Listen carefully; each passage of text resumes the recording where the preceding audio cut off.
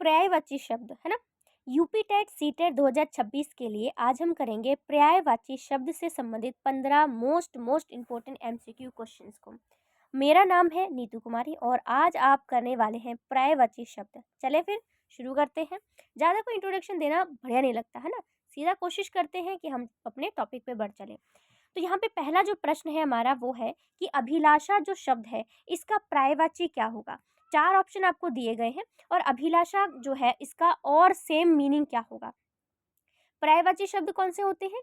पर्यायवाची शब्द वो शब्द होते हैं जिनके एक से ज़्यादा मतलब होते हैं, है ना। एक से ज़्यादा नाम होते हैं, एक से ज़्यादा उनका सेम मीनिंग होता है।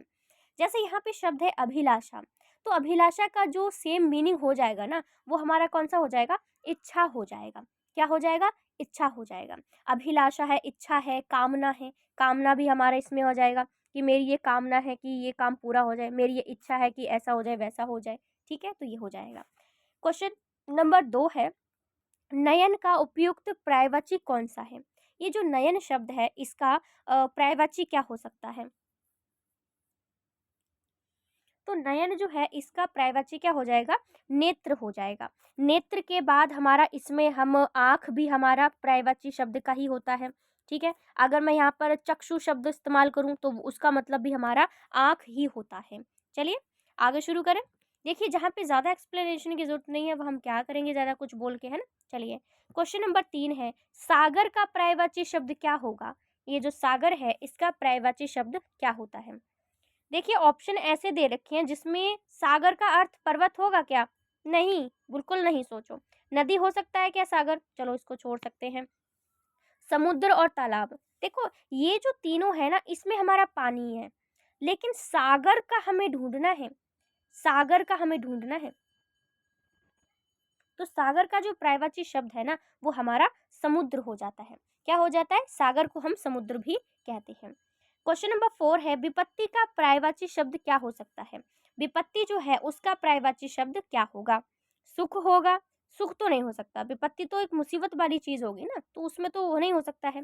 लेकिन इसका आंसर हमारा संकट हो सकता है। ये जो विपत्ति होती है ना इसका दूसरा अर्थ जो है हमारा संकट भी हो सकता है। जैसा कि मैंने अभी मुसीबत शब्द का इस्तेमाल किया, तो जो विपत्ति शब्द है इसको हम संकट भी कह सकते हैं, इसको हम मुसीबत भी कह सकते हैं, इसको हम आम बोलचाल की भाषा में किल्लत भी कहते हैं कि यार क्या किल्लत हो गई है। तो उस तरह के शब्द भी हमारे इसमें यूज किए जा सकते हैं।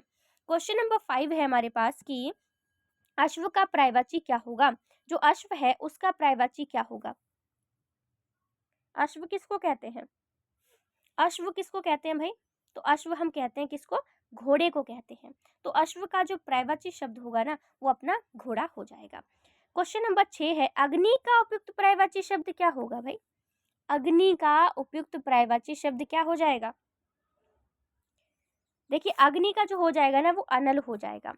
अनल और अनिल में बच्चे बहुत कंफ्यूज रहते हैं। अगर हवा की बात की जाए कि हवा का जो पर्यायवाची शब्द कौन सा होगा तो वो हमारा अनिल हो जाएगा। क्या हो जाएगा? अनिल हो जाएगा। लेकिन अगर आग पूछ लिया जाए तो आग का पर्यायवाची हमारा कौन सा हो जाएगा? अनल हो जाएगा। क्वेश्चन नंबर 7 है, भानु का पर्यायवाची शब्द क्या है? भानु का पर्यायवाची शब्द क्या हो सकता है?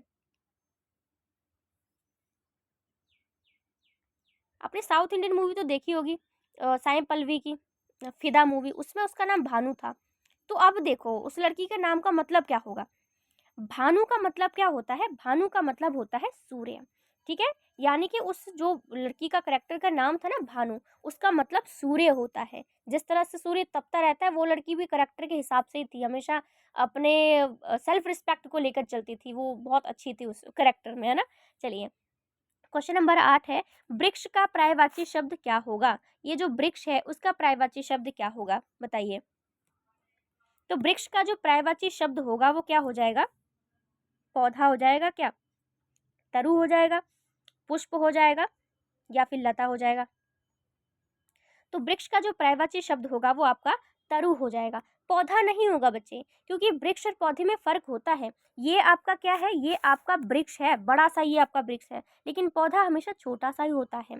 तो ठीक है, याद रखिएगा। तो हमारा जो हो जाएगा ना वृक्ष, इसका मतलब क्या हो जाएगा? तरु हो जाएगा। चलिए नेक्स्ट क्वेश्चन है 9 के धरा का पर्यायवाची शब्द क्या होता है। जो धरा है इसका पर्यायवाची शब्द क्या हो जाएगा। आकाश होगा, पृथ्वी होगा, जल होगा या फिर वायु हो जाएगा। तो धरा का मतलब क्या होता है, धरा हमारी पृथ्वी होती है। आपने बहुत सारे गानों में भी शब्द का यूज देखा ही होगा। तो जो धरा है इसका मतलब हमारी पृथ्वी होती है। पृथ्वी को हम और क्या कह सकते हैं, बताओ, कमेंट करके बताओ कि पृथ्वी को और हम किस किस नाम से जान सकते हैं। क्वेश्चन नंबर 10 है कन्या का पर्यायवाची क्या होगा। ये जो कन्या शब्द है इसका पर्यायवाची क्या हो जाएगा। पुत्र होगा, बालिका होगा या फिर युवक होगा या फिर वृद्ध होगा। तो कन्या हमेशा हम किसको कहते हैं, बालिका को कहते हैं। जो बच्चियां होती हैं ना, जो जिनके अभी मेरे ख्याल से हम पीरियड्स नहीं शुरू हो चुके होते हैं, मतलब कि कम से कम 12 से 13 साल की जो लड़कियां होती हैं उन्हें बालिका या फिर बच्ची शब्द इस्तेमाल किए जाते हैं। ठीक है, तो उन्हें हम कन्या भी कहा जाता है। चलिए, मैं ये नहीं कहूँगी कि हम बड़ी होकर लड़कियों को कन्या शब्द यूज़ नहीं कर सकते, लेकिन कन्या ज़्यादातर छोटी-छोटी बच्चियों को ही माना जाता है। क्वेश्चन नंबर 11 है कि दुःख का पर्यायवाची क्या होगा? दुःख जो है, ये शब्द तो आपकी ज़िंदगी में बहुत ही गहराई से जम गया होगा ना, क्योंकि जो कॉम्पिटिटिव एग्ज़ाम की तैयारी करते हैं, वो ज़्यादातर बेचारे ऐसे ही रहते हैं कि बहुत सारी चीज़ें जो छोड़नी पड़ती हैं, शादी-ब्याह के चक्कर में चीज़ें, है ना? कि हम पार्टी में नहीं जाएँगे क्योंकि हमें पढ़ना है। तो बहुत सारी चीज़ें होती हैं, मेंटली बहुत ज़्यादा प्रेशर बच्चों को झेलना पड़ता है। तो दुःख का जो पर्यायवाची शब्द होता है, वो क्या होता है? दुःख का जो पर्यायवाची शब्द होता है ना, ये हमारा होता है पीड़ा। ठीक है, दुःख को हम पीड़ा भी कहते हैं। चलिए, क्वेश्चन नंबर 12 है आकाश का पर्यायवाची क्या होगा। जो आकाश है इसका पर्यायवाची क्या होगा। तो आकाश का जो पर्यायवाची होता है ना, ये हमारा क्या हो जाएगा, नभ हो जाएगा। क्या हो जाएगा, नभ हो जाएगा। क्योंकि जो आकाश है उसे नभ भी कहते हैं, है ना, उसे हम गगन भी कहते हैं। आकाश को हम उसे जो है वो आसमान भी कहते हैं। ठीक है, क्या कहते हैं उसे, आसमान भी कहते हैं, नभ भी कहते हैं, गगन भी कहते हैं, आकाश, नभ, ये सारे चीज हमारे क्या है, ये हमारे आकाश के ही पर्यायवाची आ जाते हैं। क्वेश्चन नंबर हमारे पास आता है 13, राजा का पर्यायवाची क्या होता है। राजा का पर्यायवाची क्या हो सकता है। प्रजा हो जाएगा क्या, नहीं, पहला ऑप्शन तो नहीं होगा, लेकिन दूसरा ऑप्शन अपने आराम से हो जाएगा। क्यों, क्योंकि राजा जो है ना उसे नरेश भी कहा जाता है। ठीक है, राजा जो है उसे नरेश भी कहा जाता है। क्वेश्चन नंबर 14 है मित्र का पर्यायवाची क्या होगा। आपकी जिंदगी में कोई ना कोई तो मित्र होगा ही, है ना। तो मित्र का पर्यायवाची शब्द क्या हो जाएगा। तो मित्र को हम जो क्या कहते हैं, सखा भी कहते हैं।